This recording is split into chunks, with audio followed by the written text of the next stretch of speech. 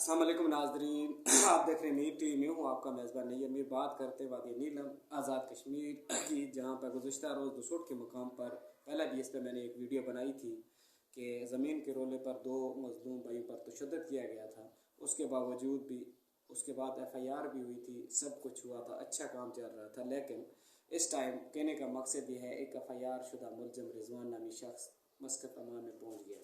ये हमारी पुलिस के लिए सवालिया निशान खड़ा हो सकता है। जिस पर FIR हो वो मुलज़िम किस तरह दुबई या अमान या दूसरे आउट कंट्री में किस तरह जा सकता है। कहने का मकसद ये है, इसके ये रिजवान की बात ही मैं नहीं करता हूँ, जो इसके पहले बात चलो ठीक हो गया जो हो गया। कहने का मकसद है, इससे हमारा और माशरा ख़राब होगा। जब भी कोई इस तरह का वाक़या करेगा तो ये तो छोटा मोटा केस है, चलो इस तरह हो जाएगा, कोई कत्ल का वाक़या नहीं है।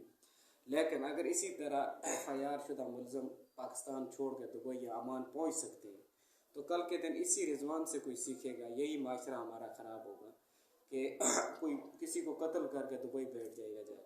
तो हमारी पुलिस के लिए सवालिया निशान है। एक मरकज़ी मुलज़िम जो था, वो पूरा जो मरकज़ी मुलज़िम रिजवान था, वो इस टाइम दुबई या अमान में पहुँच गया जाकर।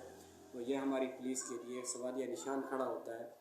तो कहने का मकसद ये है कि एक सज़ा शुदा मुलज़िम जिस पे FIR हो और मरकज़ी मुलज़िम जो हो उसको दुबई में या इस तरह छोड़ा जाए, ये हमारा माशरा पूरा ख़राब हो जाता है। कल के दिन कोई इस तरह का वाक़या और हो जाएगा, कत्ल हो जाएगा या कुछ इस तरह होगा, अगले बंदे को पता होगा कि मैं पुलिस को इतने इन्फेक्ट करूँगा या कुछ इस तरह करूँगा जिस तरह उसने की होगी। वैसे दुबई कोई नहीं, एयरपोर्ट पाकिस्तान का कानून है।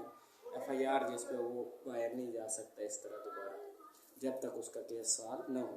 कहने का मकसद ये है कि हमारे पाकिस्तान के कानून और आज़ाद कश्मीर गवर्नमेंट, ख़ास तौर नीलम पुलिस को ये पैगाम देता हूँ कि अपना सही ड्यूटी अक्सर अंजाम दें, ताकि कल के दिन ऐसे वाक़या फिर पेश ना आ सके।